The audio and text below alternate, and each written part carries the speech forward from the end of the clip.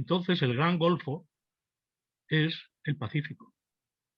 Y así, si leen, cuando lean o si recordarán de las relaciones de Magallanes o de Pigafetta, cuando se habla del Gran Golfo, y sobre todo en este caso de Maximiliano Transilvano, que es un humanista al fin y al cabo, y por lo tanto está empapado de la geografía tolemaica, Magallanes va a entrar en el Gran Golfo, en el Gran Golfo de Ptolomeo. Pero el Gran Golfo de Ptolomeo es el que estaba entre esa costa de los chinos y la península de Malaca, la Áurea Chersoneso. Es decir, como ven, es un mundo imposible, pero se estiró el Sinus Magnus, este gran golfo, hasta convertirlo, como digo, en el Océano Pacífico. Y fíjense cómo, por ejemplo, cuando Pigafetta está hablando en un momento dado de que Magallanes pone rumbo al norte pensando buscar el puerto de Catígara. Otra vez un contrasentido. Catígara está debajo de la equinoccial, está a 7, 8 grados debajo de la equinoccial.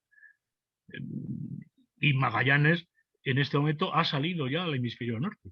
No puede encontrar allí Catígara. Pues bien, así lo dice Pigafetta. O, por ejemplo, Maximiliano Transilvano, cuando habla de que en Tidori, cuando se organiza el tornaviaje, se pensó que la Victoria llegase al puerto de Catígara. Aquí podría ser, porque claro, la Victoria tendría que evidentemente cruzar el Ecuador, cruzar el Ecuador. Luego aquí sí podría tener alguna razón esa búsqueda del estrecho de Catígara. En definitiva, como ven, ya en el cuarto viaje de Colón tenemos aquí una búsqueda de un estrecho y una identificación del Pacífico con el Gran Golfo Tolemaico.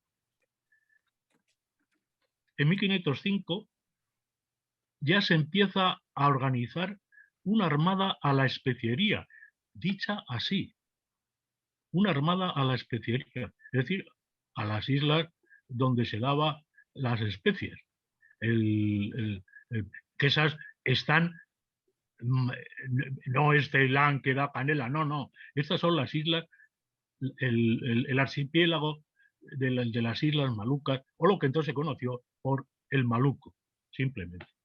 Bueno, pues en 1505 ya se había encomendada esta expedición a Amerigo Vespucci.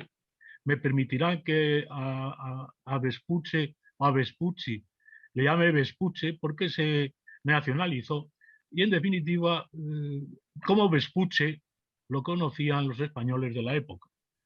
Bueno, pues esta expedición no llega a realizarse porque Vespucci es nombrado en 1508 piloto, cartógrafo, piloto y cartógrafo de la Casa Mayor, de la Casa de la Concertación, con lo cual la expedición se va a encomendar a un portugués, a Solís y a Pinzón. Me interesa leerles un capítulo de la instrucción que le da Fernando el Católico a Juan Díaz de Solís y a Pinzón, el 23 de marzo de 1508.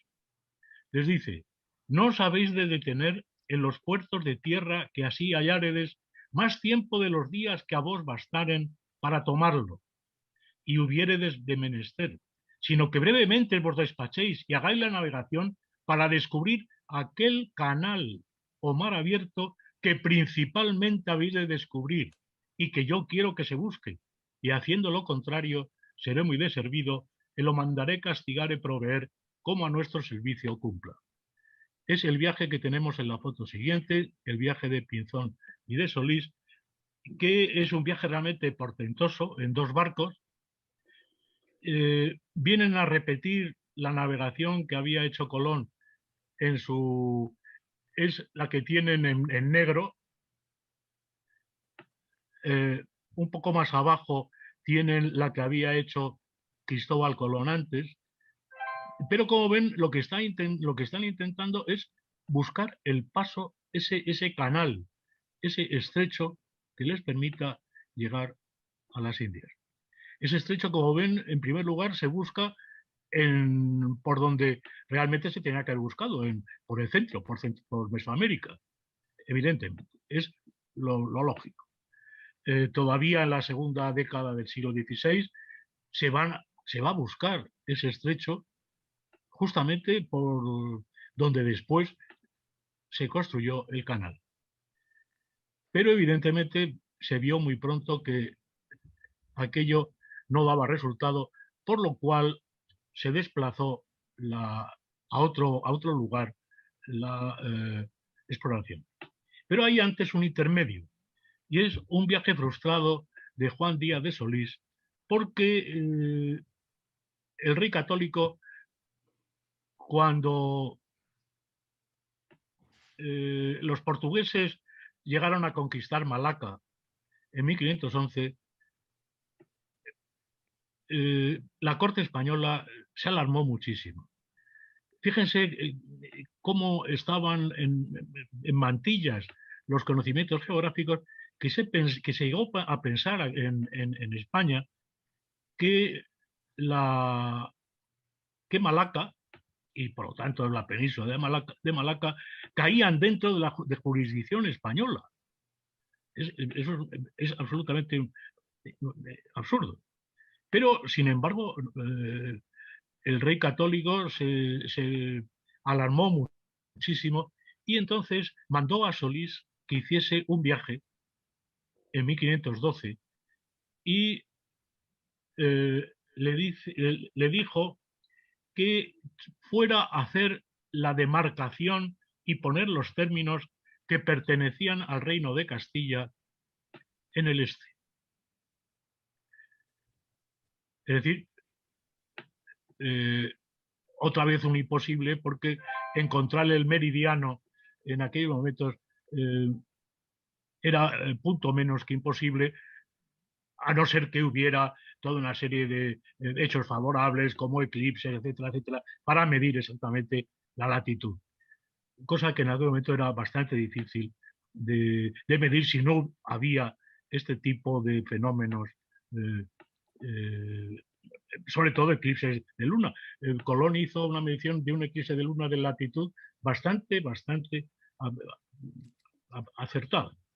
Bueno, el hecho es que este viaje de Solís en 1512 a buscar, a poner límites y a tomar posesión de Malaca, que a eso iba en definitiva, es parado en seco por el rey de Portugal, que se queja a su suegro, el rey católico, y dice que por favor que tuvieran la fiesta en paz.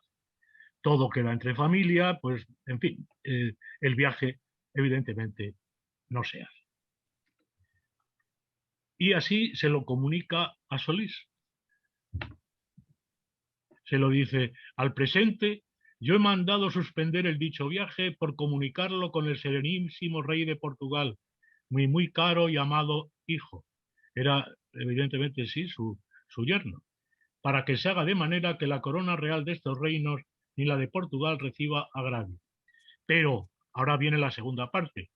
Y porque habiendo disposición, tengo voluntad que haya efecto, por la presente vos seguro y prometo que, habiéndose de hacer el dicho viaje, seréis vos la persona a quien yo lo mandaré encomendar, y vos será guardado al dicho tiempo todo lo en el dicho asiento y capitulación contenido. En este momento viene a hacerse un descubrimiento inesperado, esta vez desde la Tierra, desde el continente americano. El 29 de septiembre de 1513, un extremeño, Vasco Núñez de Balboa, avista el Mar del Sur, ese océano al que él llamó Mar del Sur, en contraposición del Mar del Norte, del Atlántico, es el Mar del Norte, pues el Mar del Sur es el Pacífico. Pasó a tomar posesión de la isla rica de las perlas, mandó una perla al rey de descomunal tamaño y la aparición de este mapa sí supone una verdadera revolución cartográfica. Vamos ahora, por favor, a ver el mapa siguiente. Es un mapa que se conserva en Wolfenbüttel y es la primera representación quizá del mar, yo creo que la primera representación del Mar del Sur, eh, de la costa del Mar del Sur, y con la costa de América del Sur se prolonga muy hacia abajo. Se ve que tienen noticia de las navegaciones de Amerigo Vespucci. En fin, lo que me interesa de este mapa es un letrero que es el que tienen aquí, que está en latín. Fíjense, miren por dónde el latín incluso viene a servir en estas tareas de ayudar al conocimiento de lo que sería en este momento, para mí, una revolución cartográfica. El mapa eh, en este letrero que ven aquí, que está, se lo traduzco al español. Fernando, rey de España, queriendo tener el más perfecto conocimiento de esta tierra, envió a ella alrededor de 500 hombres veteranos y curtidos en la guerra para que hiciesen con diligencia averiguación de toda ella. Y ellos, tras avanzar alrededor de 60 millas, encontraron otro mar muy embravecido y como inmenso, cuyas olas volvían su curso de la región austral al litoral, de donde se deduce claramente que esta tierra no es en modo alguno un continente, como algunos cosmógrafos quisieran. Fíjense, aquí ya está dicho que América es una isla, que no es un continente. ¿Por qué lo dice? Pues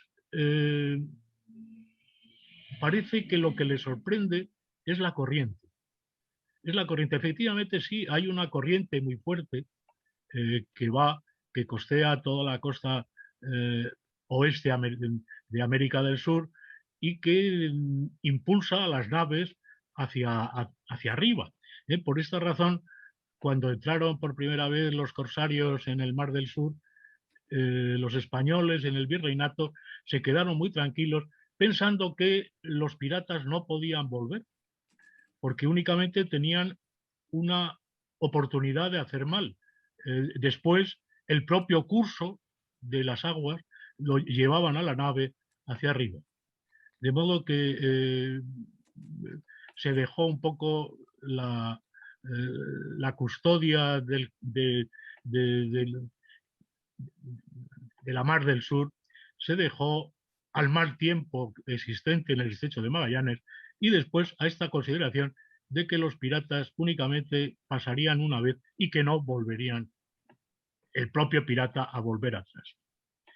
De modo que si esto era por la corriente, pues quizá se pudo suponer que al ser una isla la América meridional, entonces las aguas pasaban con gran fuerza y subían hacia arriba con gran fuerza.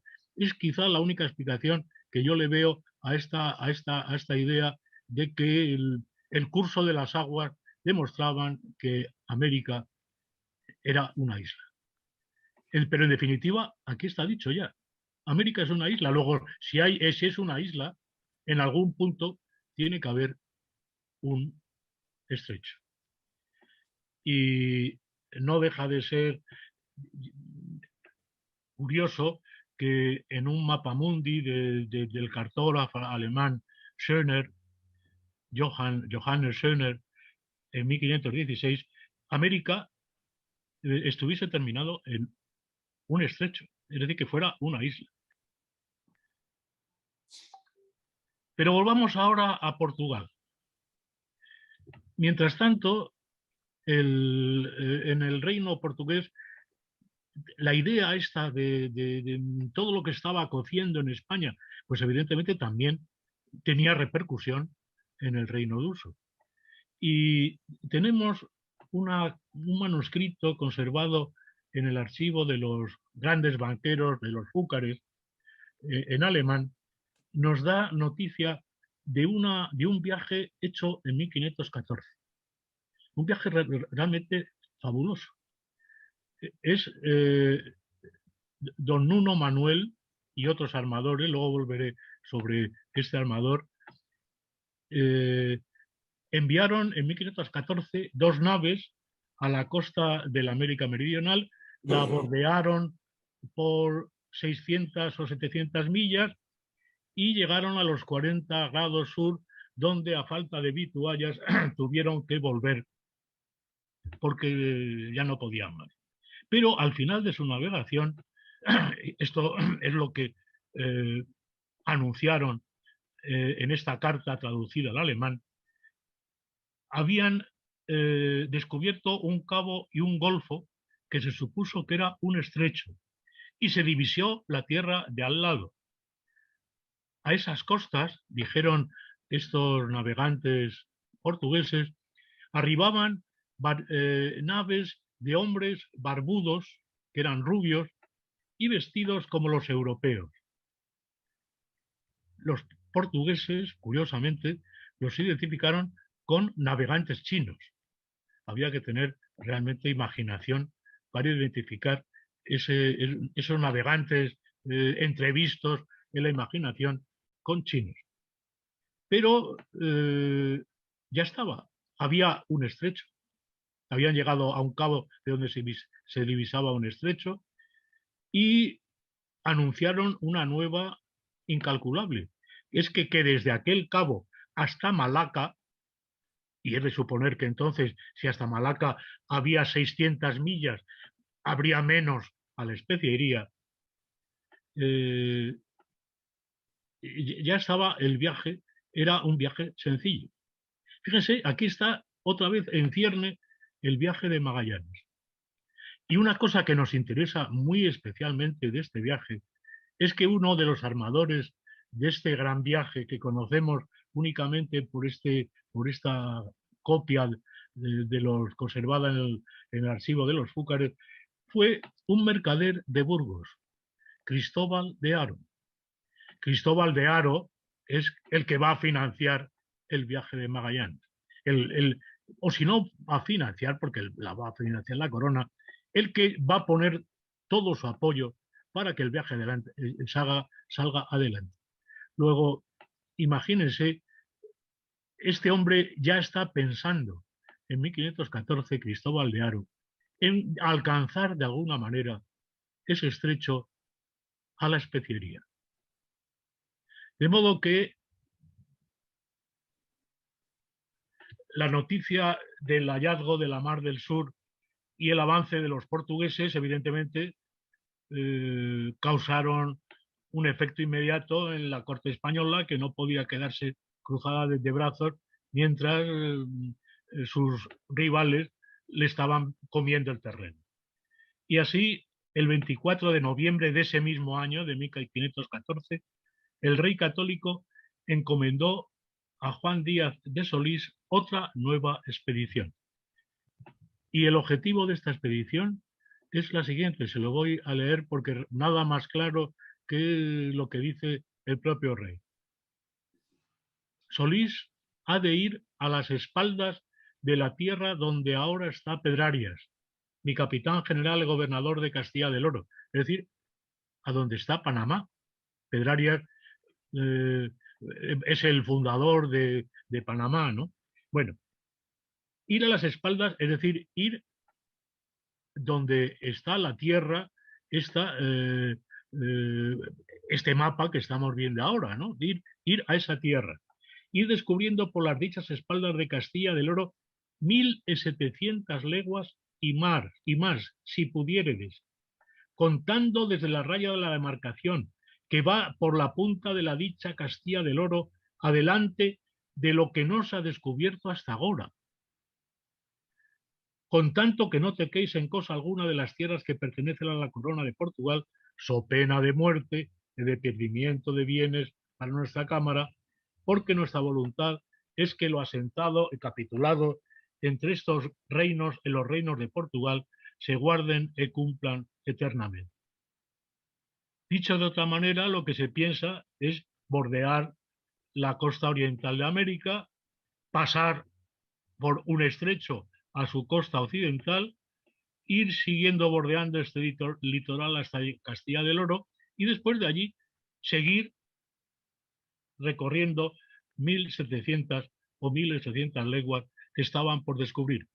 Evidentemente, en este viaje se piensa que se va a llegar a la especiería. En definitiva, el plan de navegación contemplaba la posibilidad de circunnavegar América por el sur, el cono suramericano, una posibilidad que se apoyaba tanto en la experiencia náutica como en esa corriente náutica que había advertido la cartografía castellana, por la que había deducido que América era una isla. La experiencia cartográfica se basaba, evidentemente, en que Ptolomeo había dicho que era una eh, eh, que no se podía circunnavegar África, y África se había circunnavegado y la estaban circunnavegando tranquilamente los portugueses. ¿Por qué no iba a ocurrir lo mismo con América?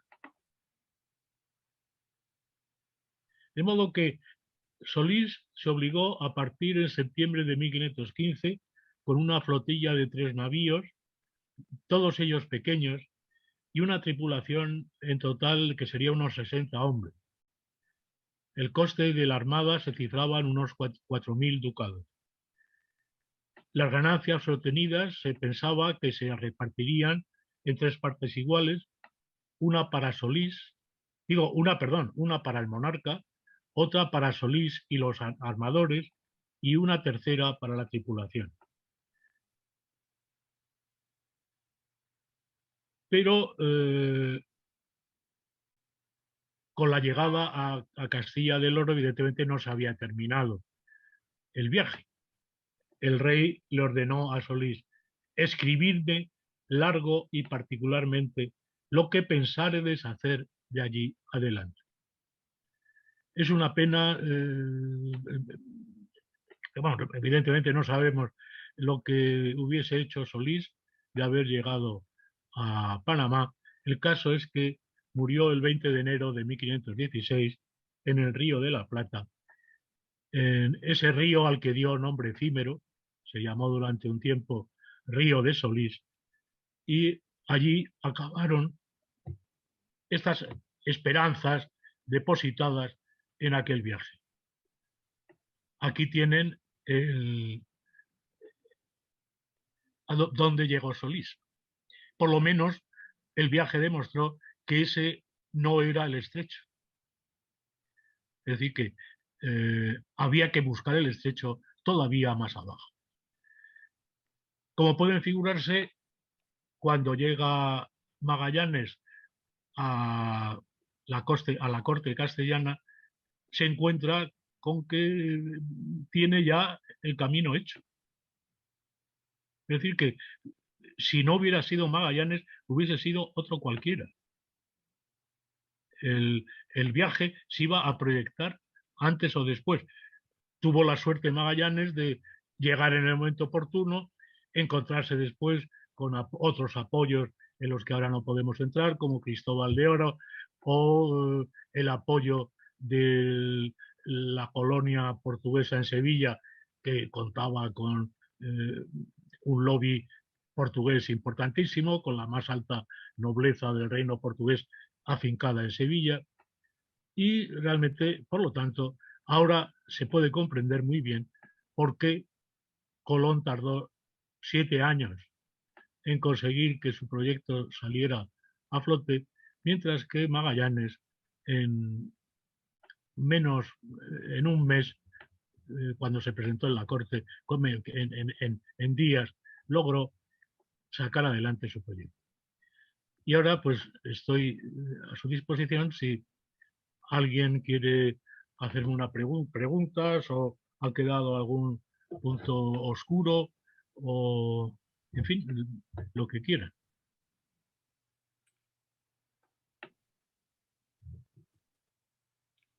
Bueno, pues yo creo que soy Luis Vilches, que voy a moderar el coloquio.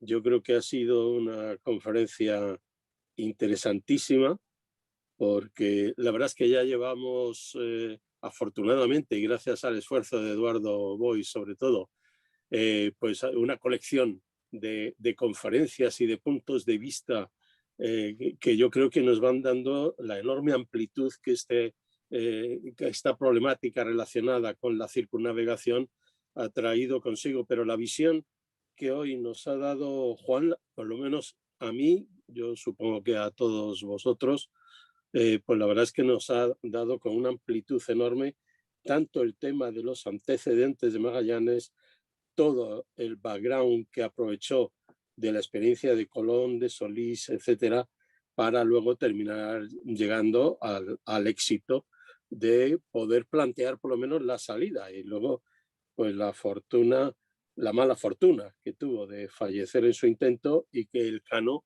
cogiese el relevo y completase la circunnavegación y conseguir ese primer esfuerzo de la vuelta al mundo, que por cierto nosotros estamos intentando replicar en paralelo con este programa de conferencias, el replicar con nuestro barco PROS, que como sabéis está parado en Lima, y luego Pepe Solá, en su intervención final y cierre de la conferencia, nos hará una breve alusión. Entonces, el procedimiento, como ya hemos hecho en otras ocasiones, por favor, silenciar si podéis los micrófonos, si no los podemos silenciar nosotros de entrada, porque, como hacemos en otras ocasiones, las intervenciones se van a hacer a través del chat.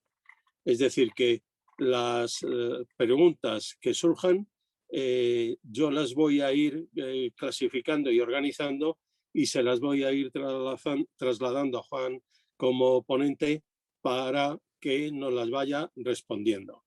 Entonces tenemos una primera por parte del almirante Orcada, el que dice una pregunta que busca un posible nuevo relato de los orígenes de la gesta, menos romántico, pero quizás más realista. ¿Fue Magallanes quien buscó un patrocinador real a su proyecto o más bien una serie de actores interesados, la monarquía católica, la casa de contratación, los comerciantes burgaleses, el exilio portugués en Sevilla, la banca alemana? Todos estos parámetros o gente convergieron en la búsqueda de la persona idónea para hacerse con el lucrativo comercio de las especias y arrebatárselo a Portugal. La progresión meteórica de Magallanes desde su llegada a Sevilla hasta la firma de las capitulaciones pueden hacerlo sospechar. Las fechas de su llegada a España y la de Cristóbal de Haro son casi coincidentes y bien puede ser que ambos ya se hubieran conocido en Lisboa. El burgalés no era ajeno a la búsqueda del paso y ya había financiado una expedición para la búsqueda del elusivo paso a través del Nuevo Mundo. ¿Qué nos puedes decir, Juan, en relación con toda Pues, esta larga pregunta, pero interesantísima? pues vamos a ver. En primer lugar, con relación a que si Magallanes conocía a los Haro. Pues Magallanes, cuando se presenta en la Casa de la Contratación, lo primero que dice es: si queréis saber quién soy, escribir a Haro. No a Cristóbal, sino a Diego de Haro, que está todavía en Lisboa. Probablemente Cristóbal ya había salido de Lisboa. Luego, la relación con los Haro está clarísima, porque él dice: si queréis saber quién soy y que alguien os avale pues preguntad a Diego de Haro, el hermano de Cristóbal. ¿Y que eran los mercaderes burgaleses los que estaban detrás de esto? Pues hay un hecho que para mí es evidente. es el primer viaje que se plantea a la corona castellana, en la que se le dice que si no lo hace la corona castellana a sus expensas, lo hacen los mercaderes a la suya. Es decir, que la corona castellana se le plantea dos capitulaciones. Una capitulación si la va a pagar ella y otra capitulación si la van a pagar los comerciantes. Esto es una cosa totalmente inédita. Ha habido otros viajes, evidentemente, sí. Los viajes menores pues se han financiado algunos de ellos entre los armadores, etcétera. Pero en este caso, realmente, y a estas alturas, es la primera vez, yo creo, que se plantea así. O hacemos el viaje y lo paga la corona, o se hace el viaje y lo pagan los mercaderes. De modo que está planteado así. No, es muy curioso. Es decir, que la corona allí al final da un paso adelante y lo financia ella, aunque luego al final tenga que poner algo de dinero aro, pero da un paso adelante y dice, bueno, me quedo yo con ello. Pero esto es claro que hay un grupo de mercaderes que ha puesto dinero, que está dispuesto, si no lo hace el rey, a hacerlo ellos. Es decir, que el viaje se iba a hacer de una manera o de otra. Bueno, hombre, de una manera o de otra no, porque siempre hay que contar con el permiso del rey. Si el rey no hubiera dado permiso a los mercaderes, pues no se hubiera hecho. Pero, en fin, lo que me interesa es recalcar esto, que se le planteó al rey dos posibilidades. O lo hace el rey o lo hacen los mercaderes. Elija su majestad. Es decir, que eso a mí me parece que es de lo más significativo de lo que es qué intereses tan enormes hay aquí y hasta qué punto está abocada la gente,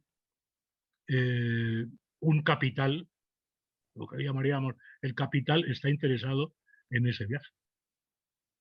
Muy bien, muchas gracias. Guillermo Gómez Montoya, tú has hecho alusiones a Américo Vespuccio y de sus expediciones anteriores, pero pregunta que qué importancia tuvieron en lo que luego fue el viaje de Magallanes. Tienen importancia en el sentido de experiencia acumulada. Unas por haber sido negativas. La búsqueda del estrecho ya no se va a hacer por Centroamérica, se va a hacer ya en otra dirección y cada vez sabiendo más cosas. Ya Magallanes, cuando llega al río de la Plata, sabe que tiene que seguir adelante, que ese no es el estrecho como se podría pensar, que eso hay que dejarlo atrás, que el estrecho está mucho más adelante. Es decir, que sí, que la experiencia es experiencia acumulada. Y has citado que se nacionalizó. ¿Quién? ¿Magallanes? Américo Vespuccio. Sí, claro, se nacionalizan todos ellos. Magallanes, hombre, sí, Magallanes, un caballero de Santiago, digo yo que no, que estaba muy nacionalizado. Hombre, y se ve muy claramente que están nacionalizados, tanto Colón como Magallanes, cuando se lee su testamento. El testamento de uno y de otro se ve que han hecho aquí su mayorazgo, que tienen aquí su vida, que aquí son personas importantes en España, en Castilla. Mientras que en Portugal, bueno, que evidentemente si hubieran vuelto los hubieran cogido. Bueno, Colón volvió y no sé cómo logró escapar del rey de Portugal, aunque siempre hubo quien dijo que lo aconsejó que según decían, que lo matara. Bueno. Muy bien. Pues Luis Robles pregunta, cuando la corona capitula con Magallanes y se lo comunica a la Casa de la Contratación, su tesorero reacciona con indignación. ¿Puede ser que uno de los motivos de esa reacción fuese que en la casa no creyeran que existiera un estrecho practicable al sur de América y que fuese, por lo tanto, baldío el No, lo esfuerzo. que ahí son piques entre ellos. Son piques entre los propios oficiales de la Casa de la Contratación. A Matienzo lo que le molesta, Matienzo va a ser después uno de los principales valedores de Magallanes, curiosamente. Dentro de que Matienzo es un canónigo de la catedral, que es curioso, es un canónigo metido a tesorero, ¿no? De la Casa de la Contratación. Bueno, pero este hombre lo que le molesta es que no se le haya consultado.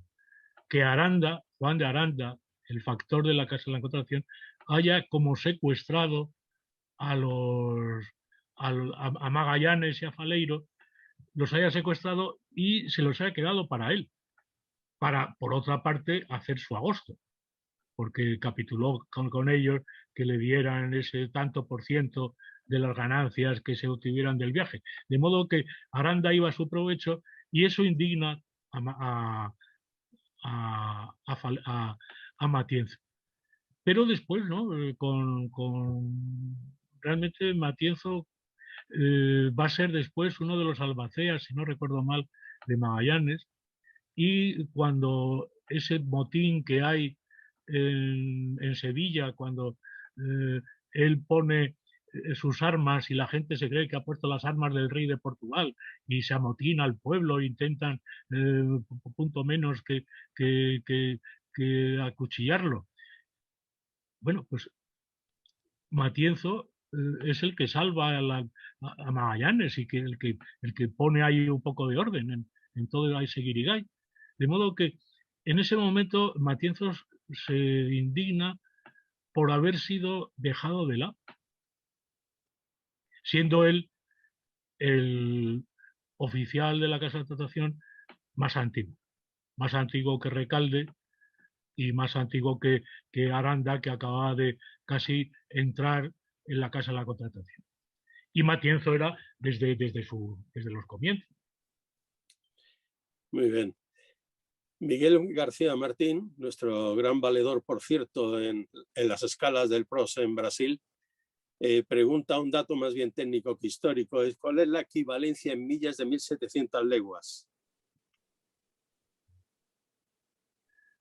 Pues yo soy en eso malísimo, de modo que supongo que más o menos una milla yo creo que es 1.400 metros, una cosa así, y una, 1800. ¿eh? 1800. 1.800. Y una legua vienen a ser 1.500, una cosa así, si no recuerdo mal, de modo que pues más o menos quizá más las leguas, pero a ojo de buen cubero vienen a ser las mismas. Y a ojo de buen cubero es como calculaban ellos. No nos hagamos ilusiones de que hacían cálculos muy exactos, sobre todo de la latitud, sí, eran esos, los sabían hacer muy bien, de la longitud era lo que, claro, les fallaba. Sí, sí. Jesús Gil pregunta si la corona hizo una prohibición expresa a Magallanes de realizar el tornaviaje por el Índico. Sí. Expresa. Sí, sí. Si Magallanes hubiera vivido, ese viaje no se hubiera hecho. Es decir, es un viaje que contraviene expresamente la orden del rey. ¿Por qué se contraviene? Quedan dos naves, hay dos rutas de tornaviaje, pues por lo menos que una de ellas llegue a dar noticia de lo que ha pasado y de que la expedición ha sido un éxito, de que han llegado realmente a la especiería. De modo que, bueno, pues sí, evidentemente es contravenir el viaje y si Magallanes hubiera vivido, Magallanes hubiera vuelto por el Pacífico. Antonio Hernández hace mención a que existían desde luego sospechas de la corona sobre la fidelidad de Magallanes cuando le pone una dirección de la expedición compartida con Juan de Cartagena. ¿Qué nos puedes ampliar en este sentido? Pues que fue un error morrocotudo. Fue un error morrocotudo porque es dar pábulo a toda serie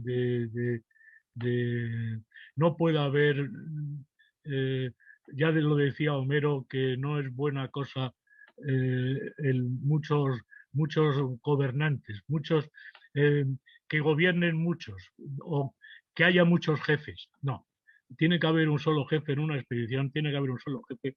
Y aunque Magallanes era el jefe principal, pues sí, ahí estaba Cartagena dando la lata, ¿no?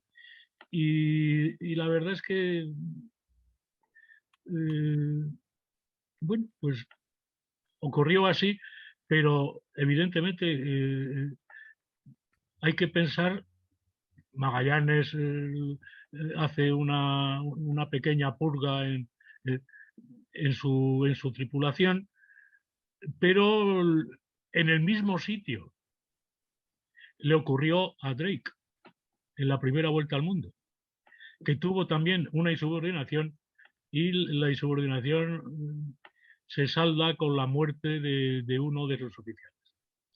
De modo que, a mi juicio, un error por parte del rey y Cartagena, por otra parte, yo creo que ahí se portaron muy mal con Magallanes, dudando de la lealtad de Magallanes, que en ese aspecto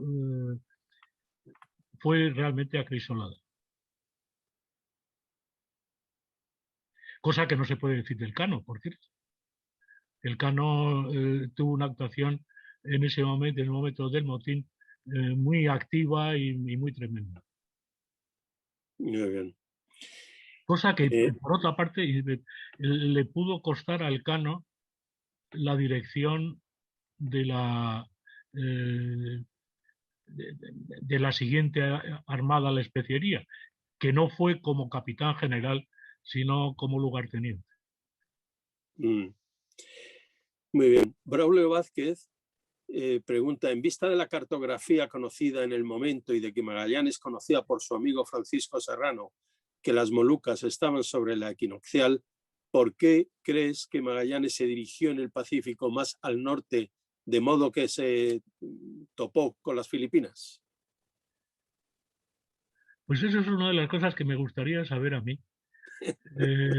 Yo sospecho que Magallanes en un momento dado, y como le pasa también al Cano en el viaje después, tienen el sueño de Zipango, es el sueño de Japón.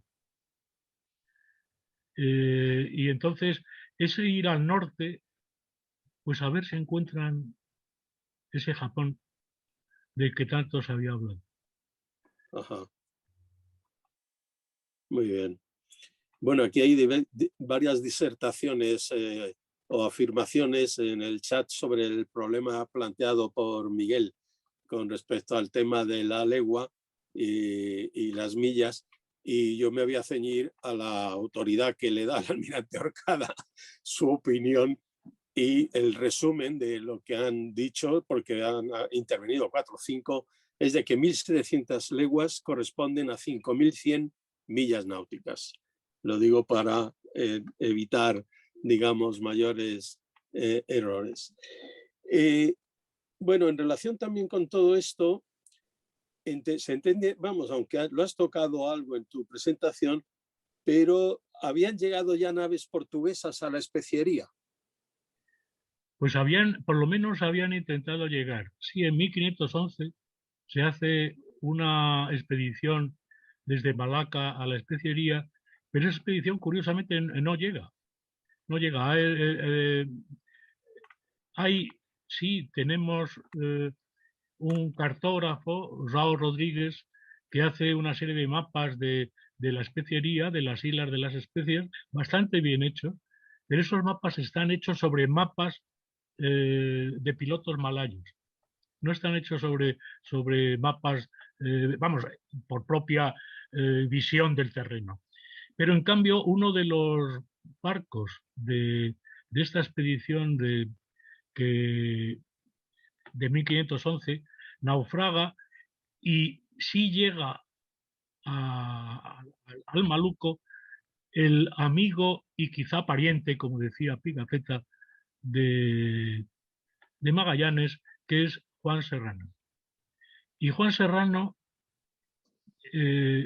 después va a venir otra expedición portuguesa que recoge a todos los portugueses que habían quedado en aquellas islas, pero Serrano se queda.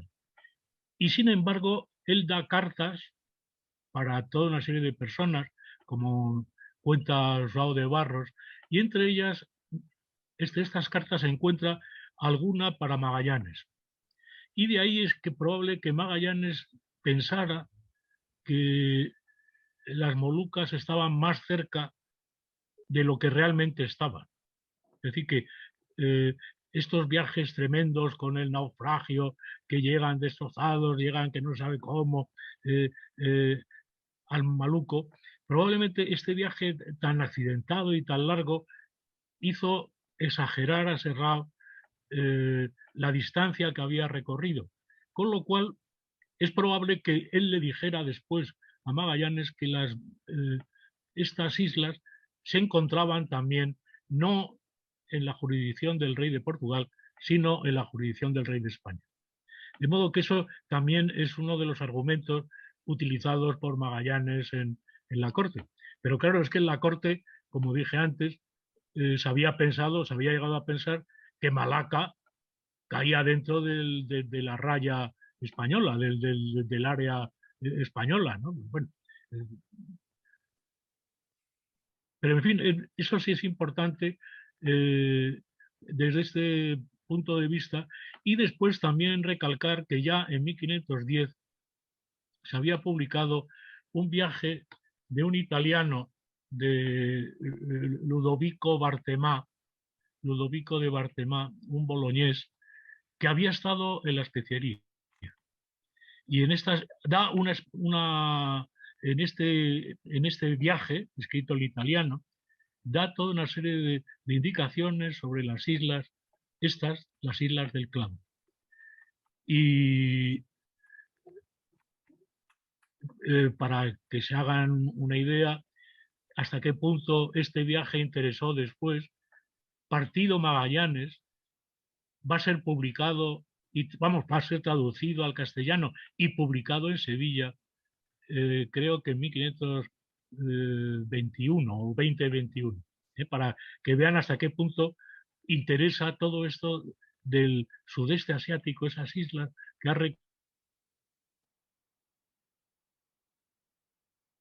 Juan, sí. se había cortado, Juan, disculpa. No se me ha oído. Esta última parte se ha quedado cortada, sí. Que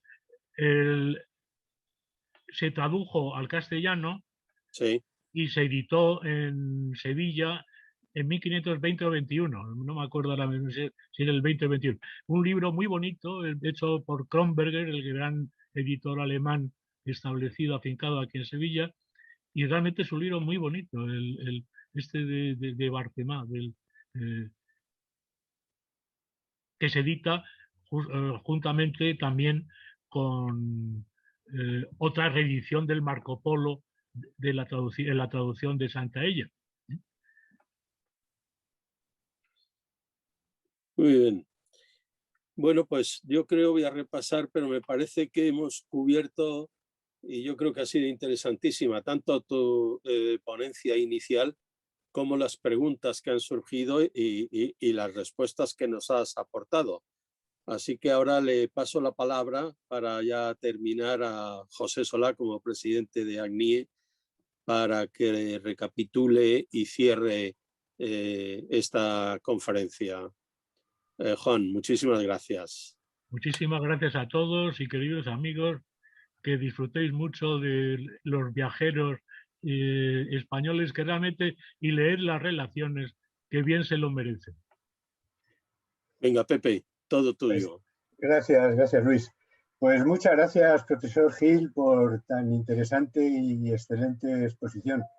La verdad es que ha sido un placer escucharte y nos satisface sobremanera que hayas querido compartir con todos nosotros los resultados de tus investigaciones sobre estas expediciones y sobre lo que fueron los prolegómenos de aquella imprevista primera circunnavegación que tanto habría de cambiar el mundo. Bueno, me han resultado muy curiosos también la multitud de detalles cartográficos y de anécdotas con lo que la has ilustrado. Muchas de ellas, la verdad es que poco conocidas, al menos para mí, lo que me va a animar a seguir ilustrándome con algunos de tus muchos escritos. En particular, ahora que pretendemos cruzar en breve el Pacífico, espero, tu último libro sobre los desconocidos navegantes que hace poco menos de 500 años surcaban esos mares. Me ha resultado también muy interesante el conjunto de preguntas y respuestas, como ya ha dicho Luis, que han seguido a tu charla. Así que, Juan, muchas gracias de nuevo y te aseguro que recordaremos estas charlas mientras naveguemos por el Mar del Sur. Y muchas gracias también a todos vosotros por vuestra asistencia y por vuestra participación en estos eventos de nuestra alta aula de cultura. Seguirán más en los próximos meses, algunas ya han sido debidamente anunciadas y otras se anunciarán en breve. Me ha pedido Luis que haga también un pequeño punto sobre cuál es la situación del reemprendimiento de la circunnavegación de nuestra expedición. Bueno, como sabéis, el barco sigue en Perú, sigue en Lima. Hasta no hace mucho volar a Perú estaba prohibido para ciudadanos europeos. Desde finales de primeros del pasado mes de marzo ya se permite, pero la situación en Perú es todavía tan tremenda, tan mala, que hasta que no tengamos tripulaciones vacunadas, pues no nos vamos a desplazar a Perú para reemprender esta expedición. Bueno, algunos de nuestros tripulantes ya están pasando por las primeras dosis de vacunación, así que yo espero que en breve podemos empezar a ofrecer fechas concretas para la reanudación. Mientras tanto, seguiremos con paciencia organizando eventos de este tipo de los que os tendremos adecuadamente informados. Así que muchas gracias a todos y hasta la próxima. Solo recordaros que, como ha dicho Eduardo al principio, la charla, la conferencia queda grabada como la mayoría de las que hemos tenido y podéis acceder a ella en nuestro canal de ACNIE en YouTube. Y también a aquellos que asistís a las conferencias, si alguno estáis interesados en asociaros, estamos encantados de daros la bienvenida y lo podéis hacer a través de nuestra página web. Muchas gracias, Juan, sobre todo a ti y a todos los que habéis asistido a esta magnífica conferencia. No te he leído, Juan, pero se ha llenado el chat de agradecimientos y enhorabuenas porque consideran que ha habido magnífica conferencia. Voy a hacer mención a Alfredo Alvar porque es colega e historiador como tú y por lo menos se merece también y ha sido conferenciante en una de nuestras tandas anteriores el que le hagamos mención. Un abrazo a todos y buenas tardes. Buenas tardes.